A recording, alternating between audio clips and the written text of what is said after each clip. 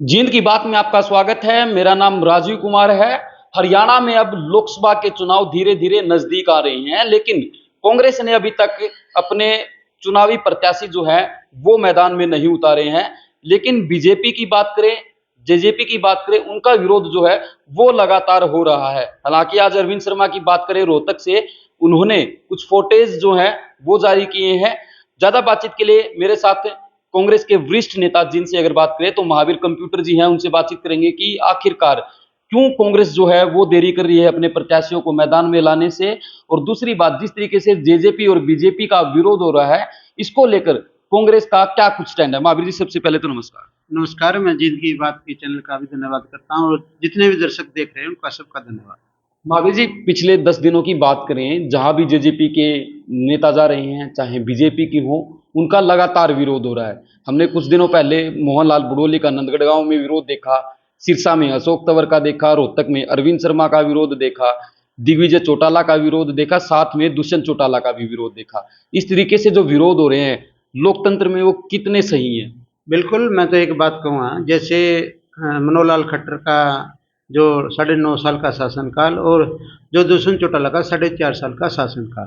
देखो, जो भी जन विरोधी नीति है इनकी रही है, चाहे किसान मुद्दे को लेके हो, चाहे सरपंचों के मुद्दे को लेके हो, चाहे आंगनबाड़ी के मुद्दे को लेके हो, हर जगह इन्हें जो भी आंदोलनकारी था लाठियां बांधी गई और संगीन से संगीन मुकदमे दर्ज किए गए। देखो, पब्लिक की आवाज़ सरकार ने सुननी चाहिए थी। सरकार का फर्ज भी बनता है, सरकार का धर्म भी बनता है। सरकार इसलिए बनाई जाती है लोकतंत्र में और चुनी हुई सरकार होती है।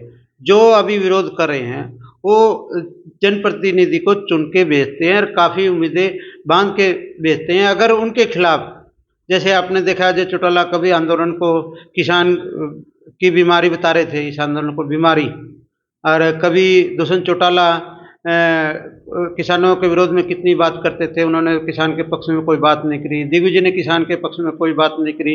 बल्कि बीजेपी सरकार ने तो किसानों को नक्सली, उग्रवादी, आतंकवादी, बल्कि 750 किसान शहीद हो गए, उनको श्रद्धांजलि भी नहीं देनी, उनको सांत्वना भी नहीं देनी, उनको शहीद के एक शब्द भी उनके हक में नहीं बोलना, तो बड़ा पीड़ा का मामला है। आज ईद का त्योहार है। कनीना में एक बड़ा हादसा हुआ जिसमें 8 बच्चों की मौत भी हो गई। लेकिन हम जींद में भी देख रहे हैं ऐसे कई स्कूल थे जो छुट्टी होने के बावजूद, सरकारी छुट्टी आज घोषित है, लेकिन उसके बाद भी सरकारी प्राइवेट स्कूल जो है, निजी स्कूल हैं, वो खुले हुए हैं।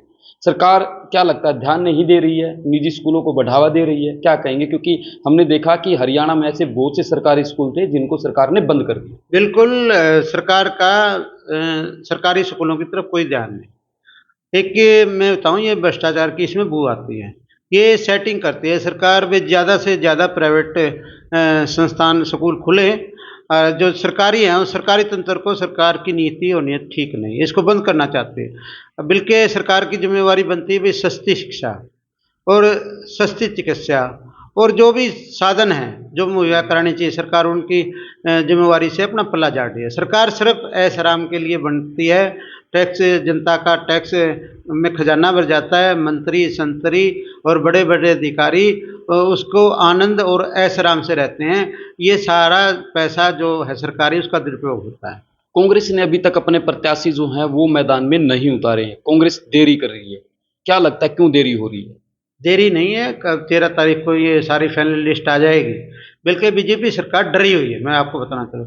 कभी पीछे बात आई थी भाई, जितने भी कैंडिडेट बीजेपी ने उतारे हैं उनको बदलेंगे। रणजीत चौटाला जी का नाम आया, अशोक तंवर जी का नाम आया, अन्य और करनाल से भी चर्चाएं चली हैं। तो बीजेपी बिल्कुल डरी हुई है। बीजेपी ने देख लिया भाई लोगों का विरोध है। विरोध का कारण यही है, बीजेपी ने अपने गिरेबान में झांकना चाहिए भाई, ये विरोध हुआ कैसे। पहली बार हम देख रहे हैं ऐसा विरोध। हमने तो अपनी उम्र में इतना विरोध देखा ही नहीं। चुनाव काफ़ी आए हैं, काफ़ी चुनाव हुए हैं, पहली बार इतना विरोध देख रहे हैं। ये इसकी जिम्मेवार खुद सरकार है, वो अपना पल्ला ना झाड़े। अभी कह रहे भाई लोकतंत्र में ऐसा नहीं होना चाहिए। क्यों नहीं होना चाहिए? जब तो इतना अहंकार पाल लेते हो आप, जब तो लाठियां बांधते हो, गोलियां चलाते हो, संगीन मुकदमे दर्ज करते हो, तो उनका अधिकार क्यों नहीं? उनके अधिकार को कुछ छोड़े, पब्लिक का अधिकार है। या तो सरकार पब्लिक की बात सुने, जब आंदोलन करें उनकी बात सुने। जब उनकी बात ही सुनने को तैयार नहीं, तो फिर तो सबक तो सिखाएगी पब्लिक, और पब्लिक तो मजबूर है इस बात में। अब लोकतंत्र की दुहाई दे रहे हैं, लोकतंत्र में ऐसा नहीं होना चाहिए। ऐसा क्यों नहीं होना चाहिए? लोकतंत्र में तो पब्लिक की बात सुनने, पब्लिक पब्लिक के लिए सरकार बनाई जाती है, सुनने के लिए। तो पब्लिक की बात क्यों नहीं सुनती, फिर अहंकार की। हाल ही में आप कुरुक्षेत्र गए थे सुशील गुप्ता के कैंपेन में, कैसा चल रहा है वहाँ? लगता है सुशील गुप्ता आपकी बार बाजी मार जाएंगे? एक बड़ा चेहरा नवीन जिंदल, जिंदल परिवार का बहुत बड़ा नाम है, हालांकि कांग्रेस से ही आए हैं बीजेपी में, क्या कहेंगे उनको? बिल्कुल, मैं एक बात कहना चाहूँगा, देखो इंडिया गठबंधन है और इंडिया गठबंधन को एक सीट आप पार्टी को कुरुक्षेत्र की मिली है, 9 कांग्रेस पार्टी के उम्मीदवार है। मैं कांग्रेस पार्टी का एक वफादार कार्यकर्ता लगा लो या पदाधिकारी लगा लो, मेरा धर्म जो बनता है इंडिया गठबंधन का सहयोग करने का, मैं गया भी था और मैंने सहयोग भी किया, आगे भी जाएंगे। तो कांग्रेस पार्टी के हरियाणा में बिल्कुल लहर है। चौधरी भूपेंद्र सिंह हुड्डा के जो 10 साल का शासनकाल था, चाहे शिक्षा क्षेत्र में था, चाहे चिकित्सा क्षेत्र में था, चाहे सिंचाई में था, चाहे बिजली में प्लांट लगाने की बात थी, गरीबों को 100 गज प्लाट देने की बात थी, तो उसके शासन को याद कर रहे हैं। आज चौधरी भूपेंद्र सिंह हुड्डा एक ऐसे मातर व्यक्ति हैं जिन्होंने छत्तीस बिरादरी को साथ लेके चले। तो खट्टर साहब ने 9 साल में कराया नहीं। आज खट्टर साहब का एक नया बयान मैंने सुनने को मिला। खट्टर साहब कहा अभी मैंने 1 लाख 1.25 लाख नौकरियां दी हैं सरकारी। सबसे पहले तो जो लोग पीएचडी कर रहे हैं वो कौशल विभाग के जरिए लाए गए। उनकी जो उनकी भावनाएं थी, जो उनकी सोच थी, भाई आगे बढ़ना, पीएचडी लाके कहीं एसडीएम लगेगा, कुछ बड़े बड़े अधिकारी एससीएस लगेंगे, वो 4th क्लास में नौकरी लग रहे हैं। यार खट्टर साहब वाई एक बात और कर रहे हैं खट्टर साहब, बोला बिना खर्ची के बिना पर्ची के हमने लगाए हैं। मैं एक बात पूछना है खट्टर साहब से, वो जो एसपीसी विभाग में जो 1 करोड़ की टैक्सी मिली थी, उस टैक्सी में जो माल था, आप उसके खिलाफ कोई कार्रवाई की? ना उसके चेयरमैन के खिलाफ, ना उनके कर्मचारियों के खिलाफ कोई कार्रवाई नहीं की। अब बात कर रहे हैं भाई मुझे बताओ भाई, किसी ने नौकरी के पैसे लिए तो मैं उसकी गर्दन पकड़ लूंगा। हाल ही में हमने देखा मुख्यमंत्री नायाब सैनी ने एसीबी की पावर को घटाया है। कुछ पावर जो थी, जो पहले सीधी डायरेक्टोरेट को थी, वो मुख्यमंत्री ने अपने हाथों में ले ली है। क्या लगता है इससे भ्रष्टाचार बढ़ेगा या फिर घटेगा? मैं एक बात कहूँ, नायब सैनी जी नए मुख्यमंत्री बने, जिन भी यहाँ आए थे, उचाना रैली थी, वो भी फ्लास थी, सारी कुर्सियाँ खाली थी। जींद आए, वहाँ भी रैली विफल थी। नायब सैनी के पास कोई विजन नहीं। मैं बताऊं, वो एक ही बात करते हैं, कभी तो नरेंद्र मोदी की प्रशंसा करते हैं, कभी खट्टर साहब की। एक बार बार मंच पे एक बात कहते हैं, खट्टर साहब यशस्वी मुख्यमंत्री, खट्टर साहब तपस्वी मुख्यमंत्री, खट्टर साहब संत मुख्यमंत्री। अरे जब संत था, जब ये बढ़िया मुख्यमंत्री था, त्याग की मूर्ति फिर हटाया क्यों? एक तरफ तो आप त्याग की मूर्ति करें, एक तरफ उसकी गर्दन पर अपना तलवार रख दी, क्यों हटाया भाई? जब इतना त्यागी मुख्यमंत्री था, इतनी उसकी प्रशंसा करने लग रहे हैं, उसकी नीतियों की प्रशंसा कर रहे हैं, फिर ये जनता ने हटाया क्या? कांग्रेस पार्टी ने हटाया तो आप लोगों ने है। इसमें तो दिखने लग रहा है, इन्होंने अपना सर्वे करवाया था। राजीव जी, मैं बताना चाहता हूँ, सर्वे में कुछ आया नहीं। ये तो भ्रमित करना चाहते हैं, जात पात के नाम से वे नायब सैनी को बना दो, पिछड़े वर्ग की सारी वोटों को वोट साध लो। जाति पाति के नाम से ये वोट साधना चाहते हैं, कहीं हिंदू धर्म के नाम से ये वोटना चाहते हैं। इनका कोई एजेंडा नहीं। माननीय प्रधानमंत्री ने एक बिल्कुल, मैं उनका स्वागत करूंगा, देखो मुद्दे पे आना चाहिए। प्रधानमंत्री 10 साल के प्रधानमंत्री है, 10 साल के मनमोहन सिंह है। ये जो फिजूल की बात करते हैं, कोई नेहरू गांधी की बात उठा लेंगे, कोई इंदिरा गांधी, ये फिजूल है। देखो हमने तो याद नहीं नेहरू गांधी की बात। उनको भ्रमित करने के लिए आज का बच्चा सिर्फ नई टेक्नोलॉजी चाहता है, रोजगार चाहता है, उस पर चर्चा करो। भाई 10 साल के मनमोहन सिंह ने, प्रधानमंत्री ने रोजगार कितने अवसर प्रदान किए? मैंने इतने अवसर प्रदान किए। मैंने इतनी रोड बनाए, मनमोहन सिंह ने इतने रोड बनाए। इस तरह की बात करने चाहिए। भ्रष्टाचार की बात आ गई, अच्छी बात है, प्रधानमंत्री का स्वागत है, भ्रष्टाचार के मुद्दे पे आए। लेकिन भ्रष्टाचार में आप देख रहे हो, जब एक देश का प्रधानमंत्री, बहुत बड़ी चीज है, बहुत बड़ी बात है, जब ये कह रहा है अजीत पवार 70,000 करोड़ का घोटाला कर गया, उनको सलाखों के पीछे चक्की पिसवाएंगे, वही प्रधानमंत्री जो खजाना मंत्री बना रहा है। कितनी बड़ी बात है, कितनी दुर्भाग्य की बात है। तो 25 आदमी, मैं कल देख रहा था, विश्लेषण को चर्चा में देख रहा था, 25 आदमी जब ये पानी पी पी के कोसते थे, चाहे असम के मुख्यमंत्री थे, चाहे पूर्व मुख्यमंत्री अशोक चौहान थे, चाहे और भी अन्य कितने, मतलब 25 आदमियों की इनकी बात देखी मैंने। 25 आदमियों पे ईडी के मामले, सीबीआई के मामले हैं।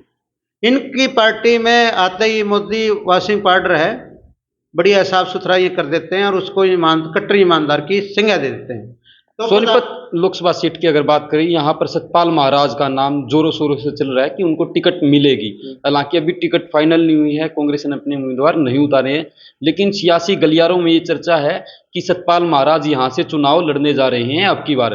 पिछले 2 चुनाव में हमने देखा यहाँ से जो जाट कैंडिडेट आया, चाहे जगबीर सिंह मलिक की बात हो, 2014 में चुनाव लड़ा, तकरीबन 74,000 वोटों से हारे। 2019 में भूपेंद्र सिंह हुड्डा ने चुनाव लड़ा, जो 1,64,000 वोटों से हारे। दोनों जाट कैंडिडेट थे।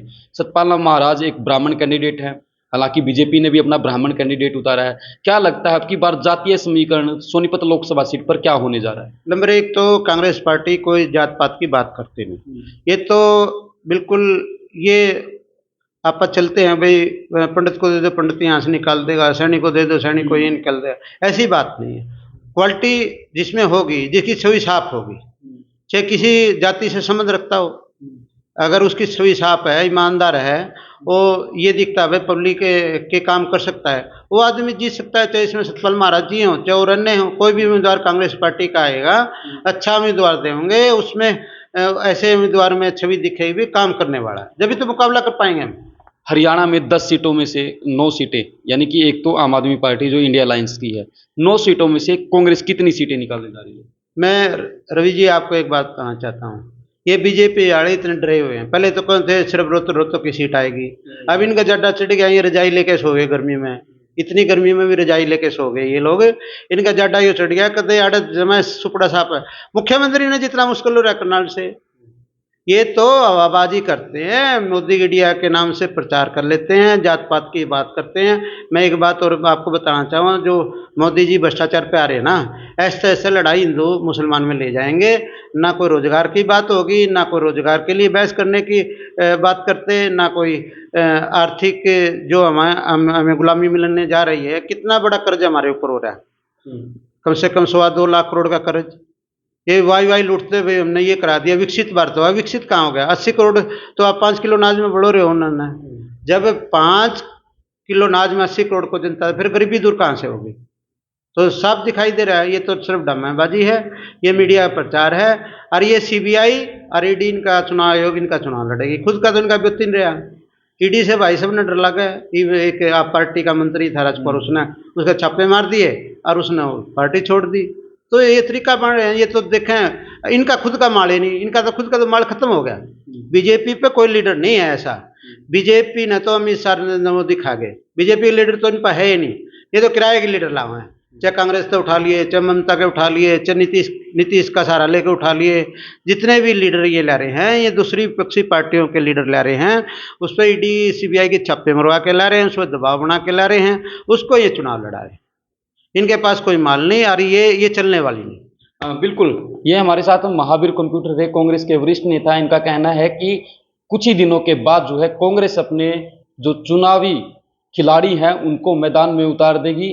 खासतौर पर दिल्ली में आम आदमी पार्टी के जो मंत्री थे, जिन्होंने हाल ही में भाजपा ज्वाइन की है और आम आदमी पार्टी को अलविदा कहा है।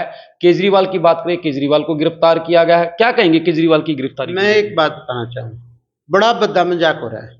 कैसे मजाक हो रहा है? केजरीवाल को शराब घोटाले में पकड़ लिया, मनीष सिसोदिया को शराब घोटाले में पकड़ लिया, संजय जी को शराब घोटाले में पकड़ लिया, और भी 1-2 आदमी को शराब घोटाले में पकड़ लिया।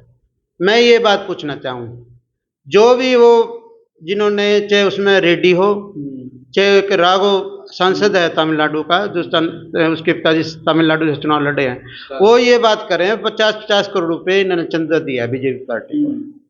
डील तो केजरीवाल की, पैसे तो केजरीवाल ने मिलने चाहिए, चंदा ये ले रहे हैं।